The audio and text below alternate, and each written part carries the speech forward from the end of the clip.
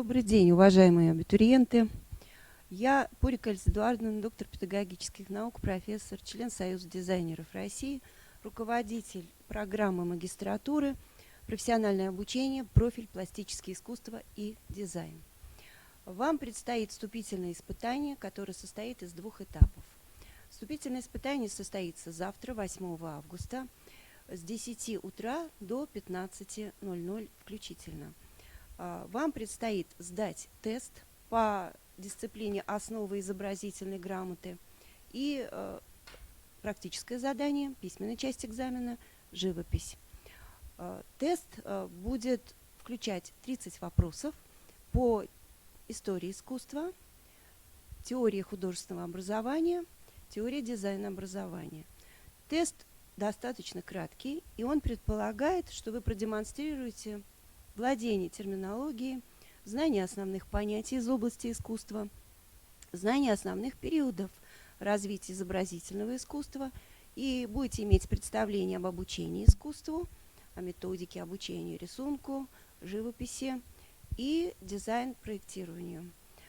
Тест лучше будет, если вы будете сдавать с 10 утра, и время на тест отводится ровно 1 час. То есть если вы начинаете сдавать тест, то час времени больше не продлевается.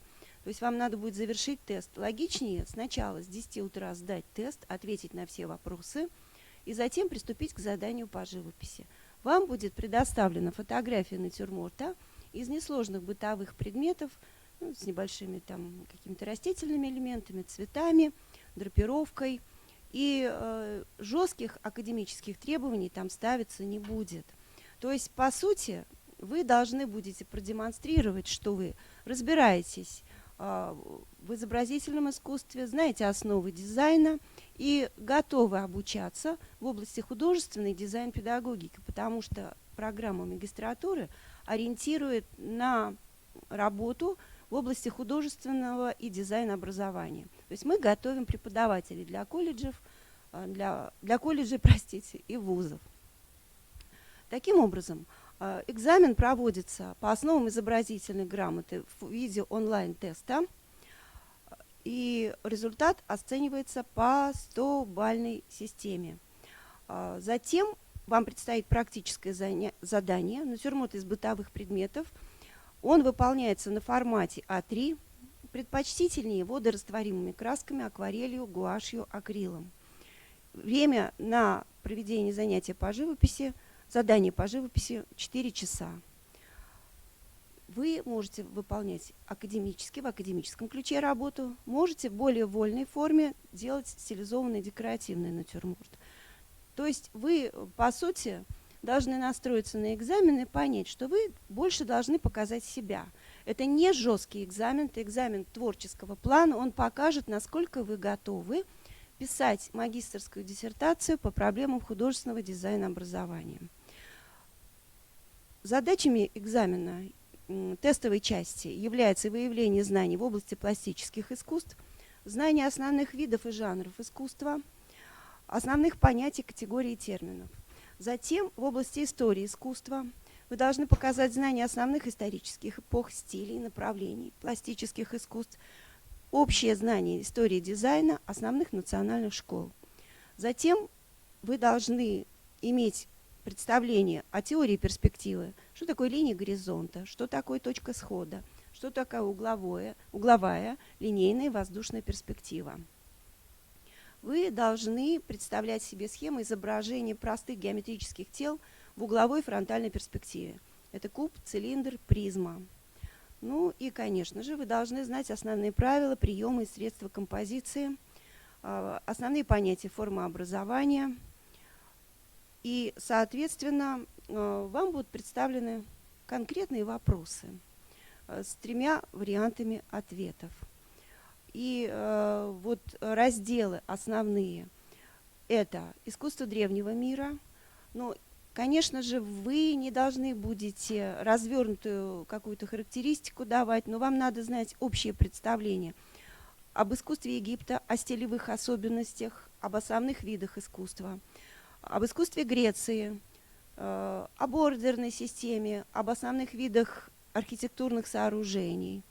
Затем искусство Средневековья, что такое собор, какова была средневековая живопись. Затем это искусство классицизма, искусство более позднего времени, искусство Франции XVIII века, импрессионизм, постимпрессионизм. Отдельной строкой надо сказать об искусстве эпохи Возрождения, потому что здесь будут вопросы, которые включают и искусство Возрождения как таковое, и теоретические представления художников эпохи Возрождения об обучении искусству. И, конечно же, будут вопросы, которые затрагивают Россию. Это древнерусское искусство, искусство Петровского времени. Затем, вы должны знать основную логику развития искусства XIX века: романтизм, классицизм, критический реализм, передвижничество. И основные направления дизайна советского периода. Следующий подраздел — история художественного образования, история дизайна образования. Здесь будут вопросы об обучении пластическим искусствам в различные исторические эпохи, методы обучения художников, методы обучения художественному конструированию.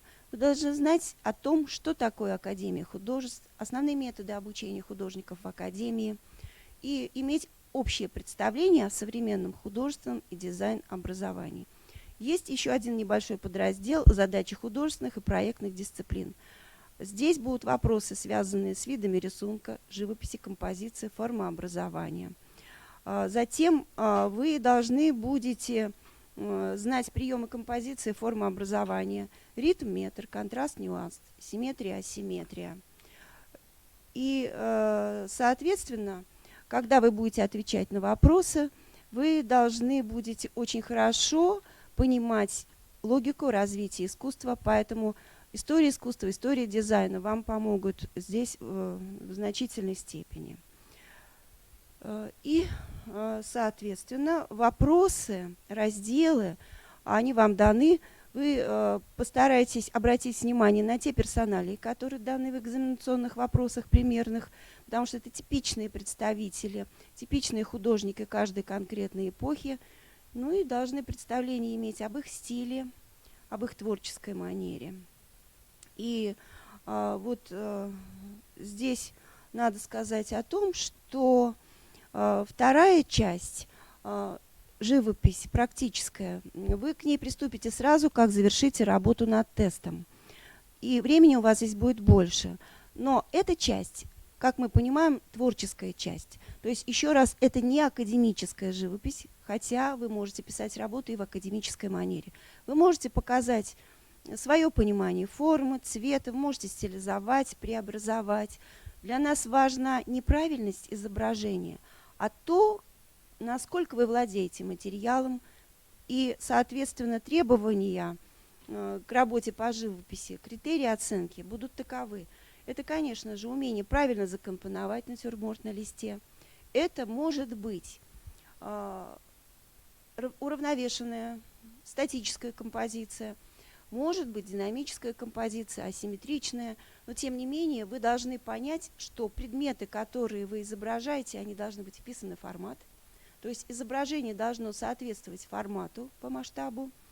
Вы должны понимать, что изображение должно быть уравновешено, еще раз, по принципу статики или по принципу динамики. Затем при просмотре ваших работ будет анализироваться то, насколько вы умеете передавать форму, пропорции, объем предметов, хотя объем не обязательное требование, вы можете делать работу и в плоскостной манере. Вы можете использовать в полной мере декоративные приемы, вы можете стилизовать, геометризовать изображение, можете его трансформировать, вытягивать и так далее. Но изображение должно быть гармоничным, цельным, и вы должны знать в полной мере законы стилизации. Следующий критерий – передача цветового решения, его гармоничность.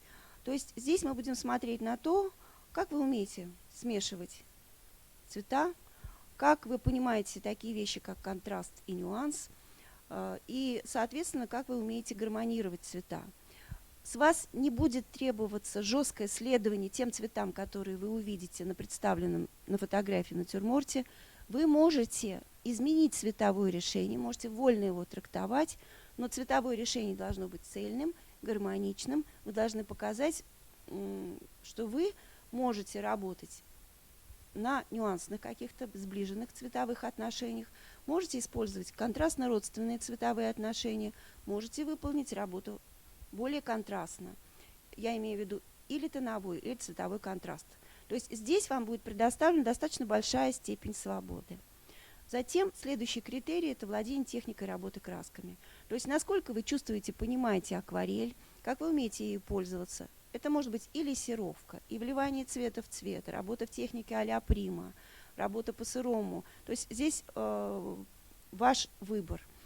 Вы можете использовать гуашь, пожалуйста, и, соответственно, можете использовать различные формулы в гуаше. Формула все цвета плюс серый, все цвета плюс черный как вариант, или все цвета плюс белый, это может быть пастельная гамма. И, наконец, вы можете выполнить работу акрилом. Есть еще один вариант для тех, кому сложно работать красками. Вы можете на тонированной бумаге выполнить работу пастелью. Пастель может быть в каком-то плане легче.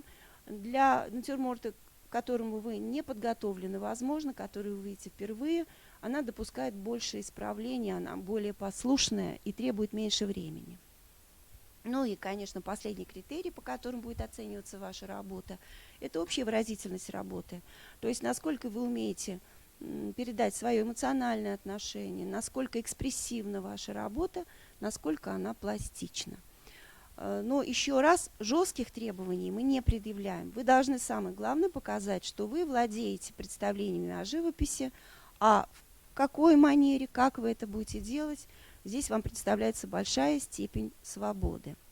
Теперь давайте к технической стороне обратимся. Экзамен еще раз будет проходить завтра с 10 до 15:00. Вы должны будете до 9 утра 8 августа завтрашнего дня получить по почте логин и пароль для входа в личный кабинет. И вы должны будете сдавать экзамен завтра с 10 утра. Как мы уже договорились, лучше, если вы начнете с теста. Вы наберете логин и пароль, нажмете кнопочку «Сдать экзамен», нажмете на кнопку «Сдать», и с этого момента пойдет отсчет времени, вам будет предоставлен час. Но учитывая, что вопросов очень немного, 30, я думаю, проблем здесь не возникнет. И вы должны будете нажать на кнопку «Завершить тест». Не забудьте технически все сделать внимательно. И затем вы приступаете к живописи. Вам будет предоставлена фотография натюрморта, и вы также должны будете нажать на кнопку «Сдать онлайн», но здесь есть еще одно требование. Через 1,5 часа вы должны будете прикрепить фотографию работы в процессе. И по завершении до 15:00 вы должны будете прикрепить фотографию окончательного варианта работы и нажать кнопку «Завершение работы». И затем ваши работы будут проверяться. Результаты экзамена вы узнаете там же, где вы сдавали, exam.bspu, в течение 2 рабочих дней. Учитывая, что завтра суббота, затем идет воскресный день, это, видимо, будет где-то понедельник, вторник. И вот еще о чем мне хочется сказать. Если вдруг вы не получите логин и пароль до 9 утра 8 августа, вам надо будет зайти на сайт bspu.ru, в раздел «Подать документы», нажать на зеленую кнопку и нажать «Задать вопрос». Или написать претензию на почту приемной комиссии. Это надо будет сделать до 10 утра. И когда будете задавать вопросы, пожалуйста, не забудьте написать свою фамилию, чтобы было понятно, о ком идет речь. Этот вопрос оперативно будет решен, нервничать не надо. Могут быть технические сбои, ничего страшного, поэтому лучше сделать все заранее. И еще раз, если вдруг вы не получите логин и пароль, вы можете посмотреть еще в спаме. Особенно если вы со смартфона заходите, пожалуйста, обратите внимание на эти вещи. Но в любом случае вы должны будете списаться с приемной комиссией, и вам отправят логин и пароль, уже разошлют вручную, потому что вот реально будет течение сегодняшнего дня и завтрашнего утра идти автоматическая рассылка. Отсюда могут быть сбои. Поэтому, когда вы свяжетесь с приемной комиссией, вам отправят персонально логин и пароль, у вас должно быть все нормально. И вот просьба такая, горячая линия, не тратьте время на звонки, вы можете очень много времени потратить. Лучше пишите сразу на почту приемной комиссии, вам очень оперативно будут отвечать.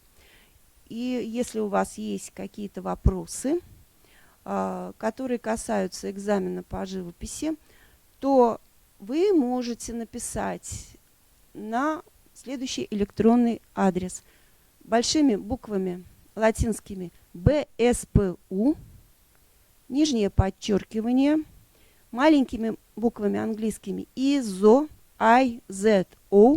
собака Mail.ru.